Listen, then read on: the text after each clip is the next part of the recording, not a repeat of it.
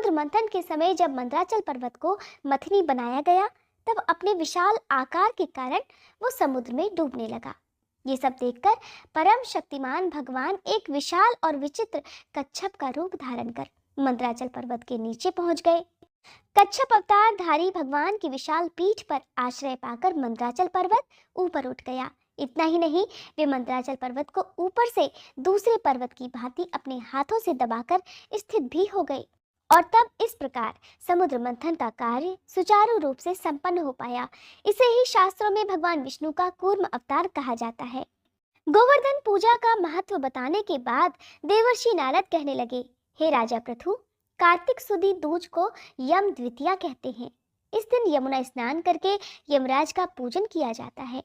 दिवाली के बाद की इस द्वितीया को भाई दूज भी कहते हैं।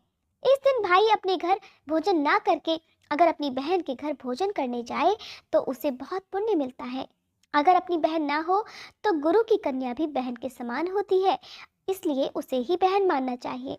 इस दिन बहनें अपनी भाई की आयु बढ़ाने की कामना से 8 चिरंजीवियों अर्थात मार्कंडेय, बलि, व्यास, हनुमान, विभीषण, कृपाचार्य, अश्वत्थामा और परशुराम का विधिवत पूजन करें। इसके बाद भाई को अपने घर बुलाकर उसे तिलक लगाते हुए कहना चाहिए, हे सूर्य, चंद्रमा, पृथ्वी, समुद्र, वेद, पुराण, तप, सत्य, ब्रह्मा, विष्णु, महेश, देवता, मुनि तथा धर्म मेरे भाई की रक्षा करें।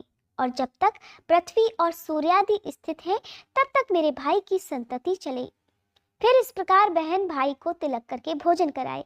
भाई भी अपनी श्रद्धा और सामर्थ्य के अनुसार बहन को दक्षिणा दे।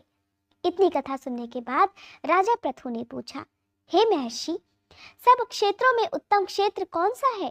तब नारद जी कहने लगे, हे राजन, सब क्षेत्रों में उत्तम गंगा तथा यमुना जी का संगम है, जिसमें स्नान आदि करने की इच्छा ब्रह्मादि देवतागण भी करते हैं। गंगा के स्मरण मात्र से अनेकों पाप नष्ट हो जाते हैं। जो कोई गंगा में स्नान कर लेता है, उसके समस्त पाप नष्ट हो जाते हैं। उसकी कई पीढ़ियों को पुण्य की प्राप्ति होती है।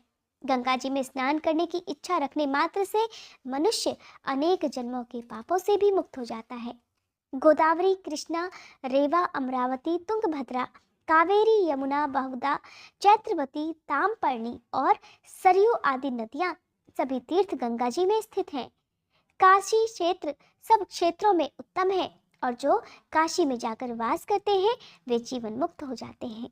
जो व्यक्ति काशी क्षेत्र का स्मरण करते हुए अपने शरीर का त्याग करता है, अंत में वह भी मोक्ष को प्राप्त होता है।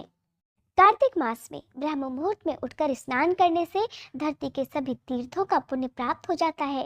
कार्तिक मास में जितना भी संभव हो उतना दीपदान जरूर करना चाहिए। पद्म पुराण, नारद पुराण और स्कंद पुराण में कार्तिक मास का विशेष महात्म्य बताया है।